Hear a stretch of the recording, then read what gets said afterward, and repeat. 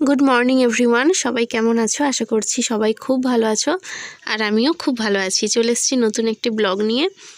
আশা করছি তোমরা পুরো ব্লগটা শেষ পর্যন্ত দেখবে। তো আয়ুষকে নিয়ে যাব স্কুলে, রান্নাবান্না সব করে নিয়েছি আর আয়ুষকে একটু খেতেও দিয়ে দিয়েছি স্নান করিয়ে। তো আজকে ভাত করেছি, ডাল সেদ্ধ, আলু সেদ্ধ আর ডিমের ঝাল। এই খাবারটা খেতে কিন্তু খুব ভালো লেগেছিলো। বেশ ডাল সেদ্ধটা ঘন ঘন করে একটু ওপর দিয়ে কাঁচা পেঁয়াজ দিয়ে, একটু তেল দিয়ে, নুন দিয়ে, কাঁচা লঙ্কা দিয়ে আর একটু শুকনো লঙ্কা দিয়ে আলু সেদ্ধ মাখা, তার সাথে ডিমের সেদ্ধ করে ঝাল, বেশ ভালোই খেলাম। তো আমি অল্প একটু ভাত খেয়েই আজকে বেরিয়েছি।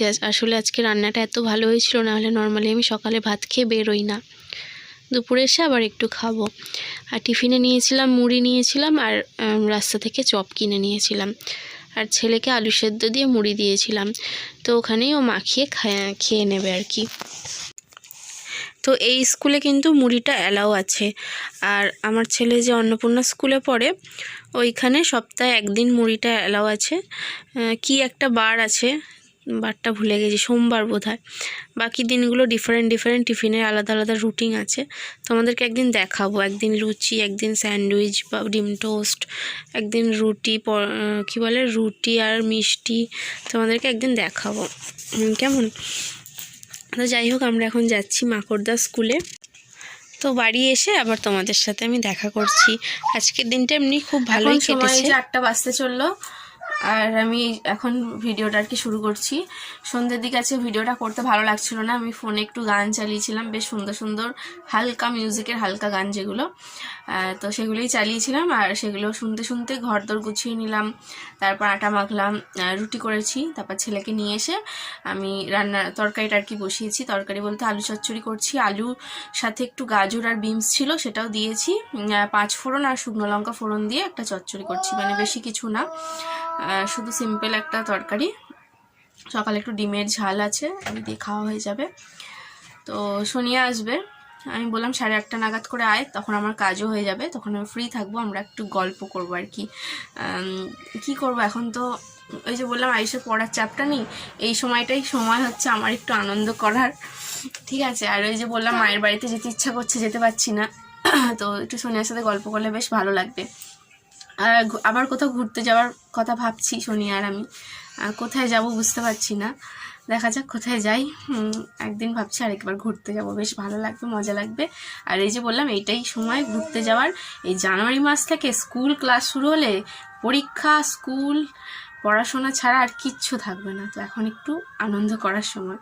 আর মুখে একটু বেশি করে ক্রিম মেখেছি, কারণ শীতকাল তো সব ফেটেছে, এই ধারগুলো ফেটেছে, এই এই এই এই বর্ডারগুলো ফেটেছে, এই সাইডগুলো ফাটা ফাটা ফাটা ফাটা মতো, এনে বেশি করে একটু ক্রিম মেখেছি, ওভারনাইট থাকবে, তাহলে জিনিসটা অনেকটা রিপেয়ার হবে। ওই কারণে একটু কালো কালো লাগে, দেখবে কোল্ড ক্রিম মাখলেই একটু কালো কালো লাগে, ওই জন্য কোল্ড ক্রিমটা মাখি ঘরে। বাইরে কোথাও গেলে না আমি কোল্ড ক্রিম মাখি না, আমি একটা ময়েশ্চারাইজার মাখি, যেটা কিনা ফেয়ারনেস ময়েশ্চারাইজার। এটা আমি আগেও আমার ভিডিওতে অনেকবার দেখিয়েছি, যারা আগের ভিডিও দেখোনি তাদের জন্য দেখাই। এই দেখো, এটা হচ্ছে গ্লো ফেয়ার ময়েশ্চারাইজার। এটা হচ্ছে ময়েশ্চারাইজারের কাজ করে, মানে কোল্ড ক্রিম যেমন স্কিনটাকে নরম করে, এটা কিন্তু স্কিনটা নরমও করে প্লাস ফেয়ারনেস দেয়। তো এইটা আমি শীতকালে মাখি, আর গরমকাল বা অন্য সময়টা আমি ফেয়ার লাভলি বা পন্সের একটা হোয়াইট বিউটি আছে ওইটা ইউজ করি। ওইটা মানে অল্প সামান্য, এটাও অল্প সামান্য একটুখানি দিলেই হয়। এটা আমি আগের বছর কিনেছিলাম, এখনও রয়েছে, এবছরটাও চলে যাবে। আমি প্রত্যেকবারই বলতে গেলে এটা দুবার, মানে একবার কিনি 2 বছর চালাই। এটার দাম হচ্ছে ওই 230-40 হবে, বেশ ভালো।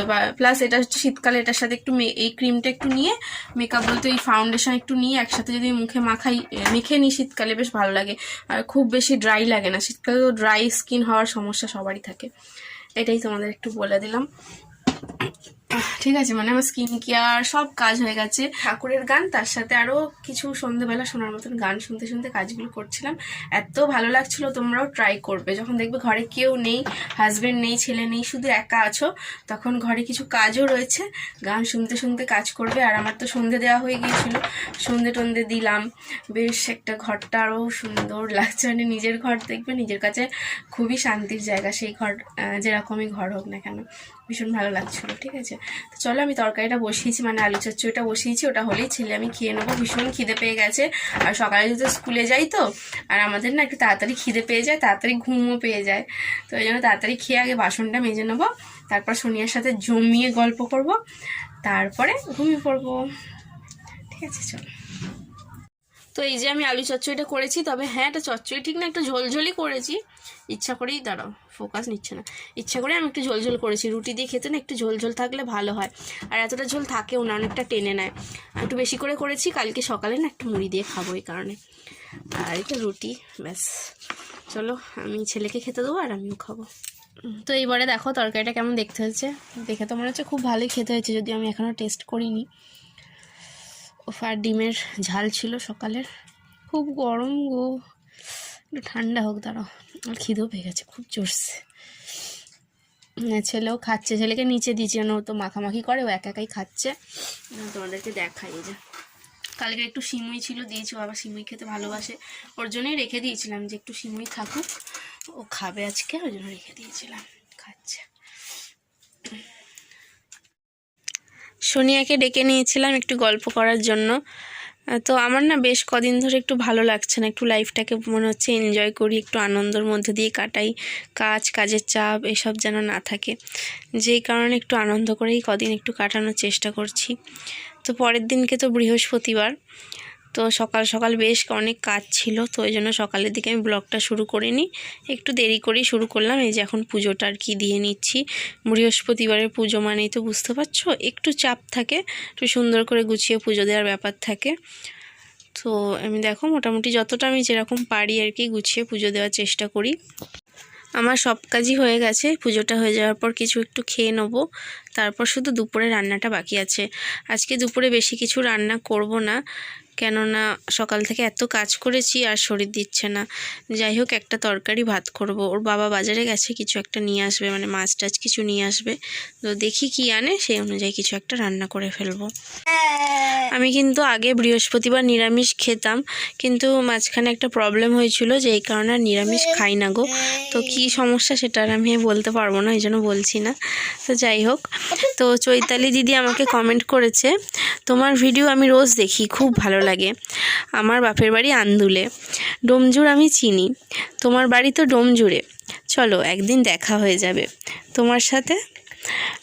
ভালো থেকো আর সুস্থ থেকো। হ্যাঁ গো, তোমাকে অনেক ধন্যবাদ। হ্যাঁ একদিন নিশ্চয়ই তোমার সাথে আমার দেখা হবে। আর আন্দুল তো আমি যাই, বলতে গেলে দুর্গাপুজোর সময় তো অবশ্যই যাই ঠাকুর দেখতে, আর আন্দুলটা কিন্তু বেশ সুন্দর জায়গা। আর তুমিও কিন্তু ডোমজুড়ে এসো, আর আমিও আন্দুলে যাব, তো কখনো না কখনো নিশ্চয়ই একদিন দেখা হবে তোমার সাথে। আমাদের বাড়ি থেকে কিন্তু আন্দুলটা বেশি দূর না, আর সত্যি কথা বলতে আন্দুল আমার খুব পছন্দের একটা জায়গা।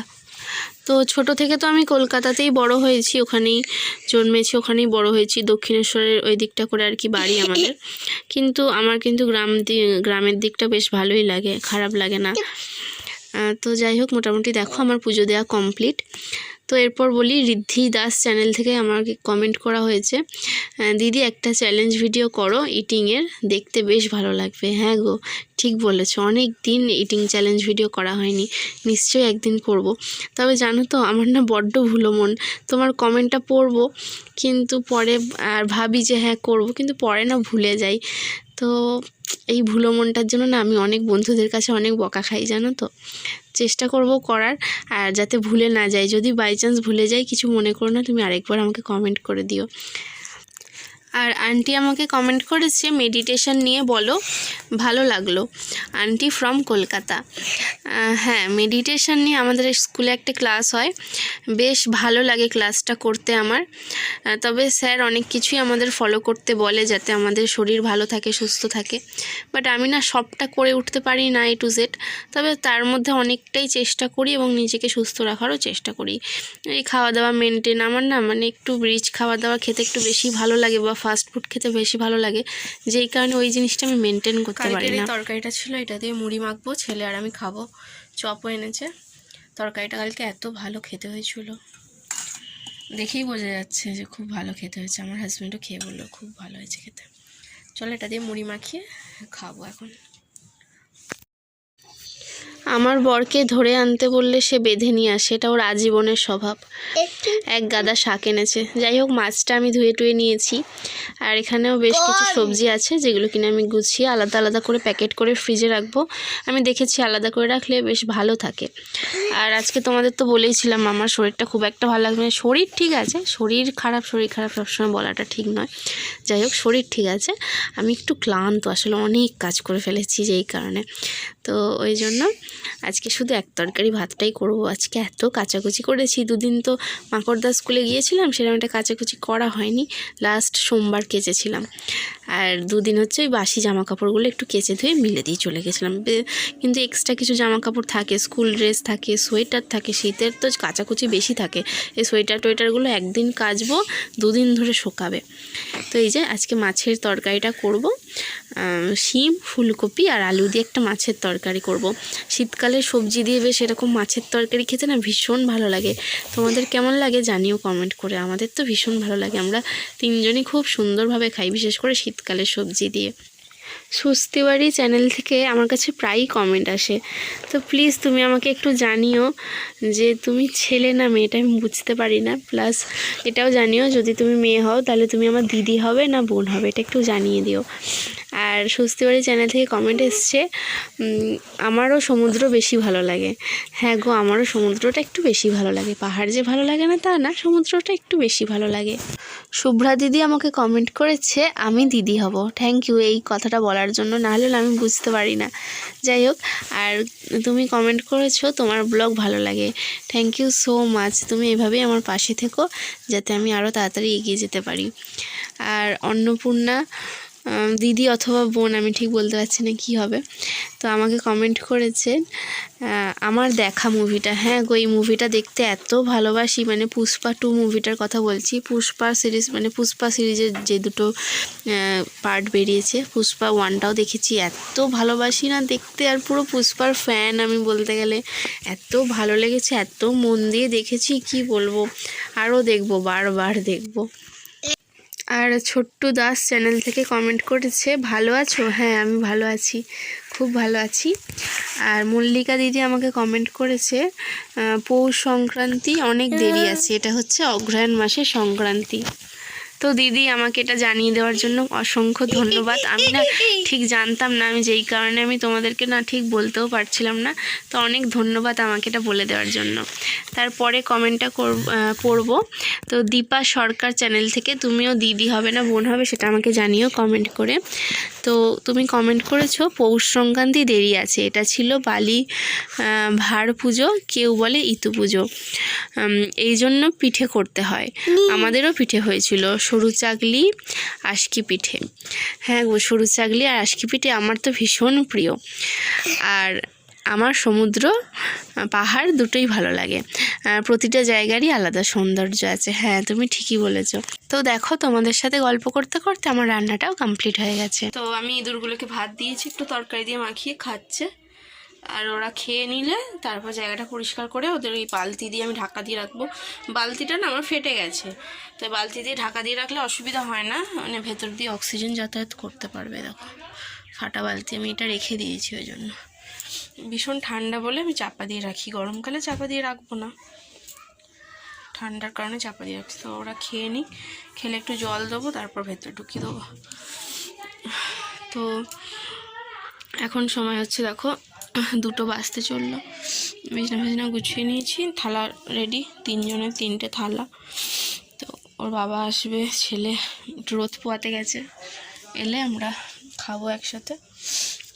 আর এই যে আমি এখানে রয়েছি, দেখো আজকে অনেক কাজ করেছি সকাল থেকে। রেস্ট সেরম একটা করিনি, যখন মুড়ি খেতে বসেছিলাম তখন একটু রেস্ট নিয়েছিলাম, আর যখন জল গরম করতে দিয়েছিলাম স্নানের জন্য তখন একটু রেস্ট নিয়েছিলাম। আমি এটা ফুসকুড়ি হয়েছিল, আমি নখ দিয়ে খুঁটে দিয়েছি, দাগ হয়ে গেছে। আজকে অনেকক্ষণ ধরে কাজ করেছি, মানে 9টার সময় ঘুম থেকে উঠেছি, 9টা থেকে 10টা 11টা 12 1 2 বাজতে চলে, মানে 5 ঘন্টা টানা কাজ করেছি।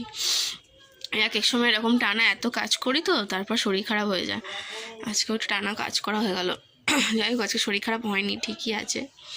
যাই হোক, মাঝে মাঝে একটু রেস্ট নেওয়াটা দরকার, এত টানা কাজ করাটা ঠিক না। অনেক জামা কাপড় ছিল গো, সব কাচলাম, দেরি হয়ে গেছে। চলো এরপর তো রেস্টই নেবো, আর কোনো তো কাজ নেই। চলো খাওয়ার সময় দেখা হচ্ছে তাহলে তোমাদের সাথে। টিপটা পরিনি, আমার টিপটা শেষ হয়ে গেছে।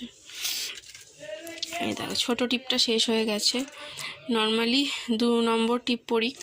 2 নম্বর টিপটা কদিন ধরে দোকানে পাচ্ছি না, মানে আমাদের বাড়ির কাছে যে দোকানটা পাচ্ছি না, তো 1 নম্বর কিনেছিলাম, তো 1 নম্বরটা পরছিলাম, শেষ হয়ে গেছে। আর 3 নম্বর আছে, বাট 3 নম্বরটা না মুখটা ভীষণ ইয়ে লাগে, ভীষণ বড় লাগে, কেমন লাগে না। আগে বড় বড় টিপ পরতাম, এখন অনেক দিন বড় বড় টিপ পরি না। ভালো লাগছে না বাজে লাগছে তোমরাই জানিও কমেন্ট করে। এমনিতেও কোল্ড ক্রিম মেখেছি তো মুখটা ভীষণ কালো কালো লাগছে, তেল তেল লাগছে একদম।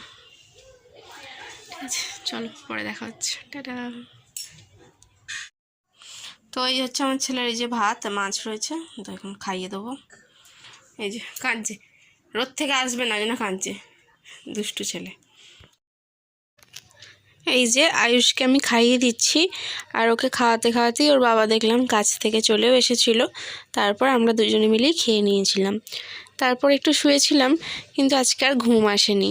আর সন্ধ্যে থেকেও আমি অল্প কিছু ব্লগ করেছি, যেটা কিনা আজকের ব্লগে আর দেবো না। আজকের ব্লগটা দেখো অলরেডি অনেকটা বড় হয়ে গেছে, তো ওইটা আমি পরের দিনের ব্লগের সাথে অবশ্যই অ্যাড করে দেবো। এইবারে মেডিটেশান নিয়ে আমি কিছু কথা বলবো। তোমাদেরকে প্রায়ই বলি মেডিটেশান নিয়ে বলবো, বাট বলা হয় না। তো প্রথমে বলি, মেডিটেশানটা আমরা 5 মিনিট থেকে 7-8 মিনিট করতে পারি, তার বেশি সময়ও করা যায়। তো তোমরা যদি কেউ চাও তো করতে পারো। বাবু হয়ে বসবে, যেমনভাবে ধ্যানে বসে চোখটা বন্ধ করবে, আর ফোনে হালকা মেডিটেশানের কিছু মিউজিক পাওয়া যায়, দেখবে ইউটিউবে সার্চ করলেই পাবে, সেই মিউজিকগুলো চালিয়ে ওই 7-8 মিনিট কি 10 মিনিট মতন প্রথম দিকটা 5 মিনিট করবে, করে চুপচাপ বসে থাকবে, ঘরটা শান্ত রাখার চেষ্টা করবে, ফাঁকা ঘর। তখন দেখবে তোমার মাইন্ডে নানান রকম মাথায় অনেক চিন্তা আসবে। তুমি চেষ্টা করবে তোমার সমস্ত চিন্তাগুলোকে বাদ দিয়ে শুধু নিজেকে নিয়ে ভাবতে। ঠিক আছে, এই জিনিসটা তোমরা ট্রাই করবে। এইটা যদি করতে পারো তাহলে তোমার মনটা অনেক শান্ত হবে, তোমার লক্ষ্য স্থির হবে। ঠিক আছে, আর আমরা অনেকেই দেখবে অনেক রকম ডিপ্রেশন চিন্তা নিয়ে পড়ে থাকি, আর তার সাথে অনেকেই ওভার থিঙ্কিং হয়। আমি বেশি ওভার থিঙ্কিং, মানে কোনো একটা বিষয় নিয়ে বেশি চিন্তা করি, বা সেটা নিয়ে একটু বেশি ভেবেই যাই। তো এই রকমই আর কি মেডিটেশন। আর তার সাথে আমাদের শরীরটা ভালো রাখার জন্য বেশ কিছু খাওয়া দাওয়ার আর কি লিমিটেশন বলেছেন উনি, কিন্তু আমি সবটা করি না, কারণ আমি সেটা করতে পারি না, আমি এত খেতে ভালোবাসি। তো যাই হোক, আমাদের খাবার দাবার থেকে নুনের পরিবর্তে সন্ধক নুন, আর চিনির পরিবর্তে গুড় অথবা মিছরি, এগুলো ব্যবহারের জন্য বলেছেন। আমি তো এখনও সেটা করিনি, বাট ভাবছি করব, দেখা যাক করতে পারি কি না। তো বাকিটা আমি আবার পরে বলবো তোমাদেরকে। তো আজকের মতন এতটাই, টাটা।